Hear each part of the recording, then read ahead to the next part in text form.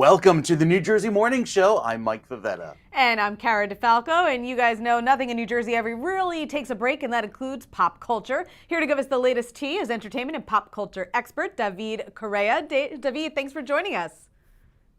Thank you for having me. Excited to be on. We're so happy to have you. So listen, as we know, there is no one more notorious around New Jersey than the Housewives. What have they been up to as of late? Well, I live in the neighborhood with a couple housewives, so I won't spill the tea on what's going on in my neighborhood. But Oh, no.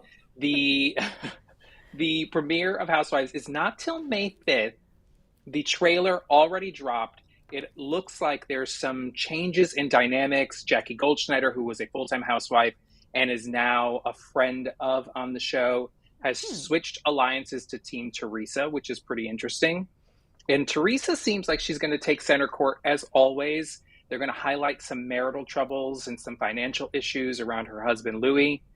And then just the other day, they announced that Teresa is actually joining House of Villains Season 2 on E, which premieres in the fall. So she is putting on that villain crown and completely owning it at this point. I mean, there's no one who flips a table quite like Teresa, so she's been on that path, I think, since day one. Yeah, but finally owning it, which is great. Yeah. Well, another program that's been extremely popular is HBO's Euphoria, but it looks like fans will be left hanging again. What about that? Oh, Euphoria, I love. We haven't seen them since February of 2022. Now, we've seen a lot of the stars, Zendaya, Jacob Elordi, Sydney Sweeney, all over the place. But the actual high school is not reopening yet.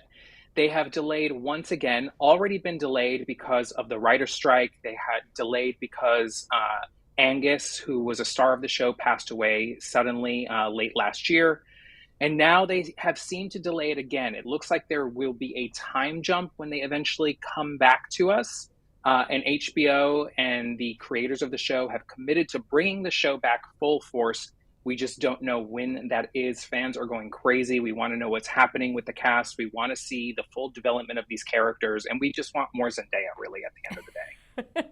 I was going to say, it's really Zendaya that everybody wants more of. Right. So, David, what about theater? What's new there? There's something up and on Broadway.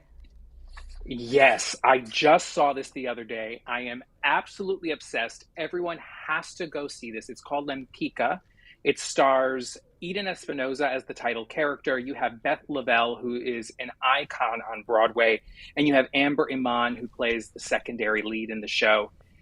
It is a pop infused original show, one of the few fully original shows hitting Broadway this season. It is about a world in crisis. We're talking about war. We're talking about art. There's LGBTQ issues centered around here. There's issues around race and acceptance. It is the story of reinvention and rediscovery. And when I tell you, you walk out of that theater feeling so invigorated because the singing alone in this show is so incredible. And I didn't know it's an original show. Like I said, I didn't know one song and I am already craving for more. You know what? And that is definitely the sign of a good show when you can walk out of there and you're like, those songs are stuck in my head. I only heard them once. Yep, 100%. And this is exactly that show. Looking forward to it. And speaking of music, Queen Bey, she broke the internet during the Super Bowl, and all of a sudden everyone's gone country. So what's the word on Beyonce's Cowboy Carter album? Well, it dropped at midnight. And there are a few surprises that if folks have not listened to the album yet, I don't want to ruin it for them. But if you look at the track list, there is a song called Jolene.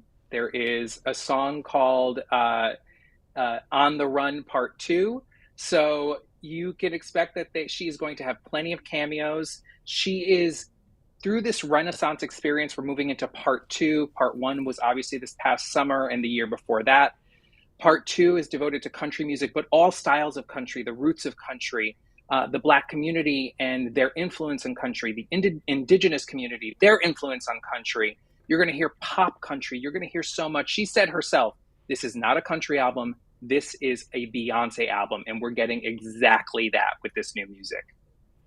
That is so, it's been so interesting to me. As somebody who has liked country music, for many years now, probably since college, it's been so funny for me to watch people all of a sudden discover the genre simply because Beyonce put on a cowboy hat and boots.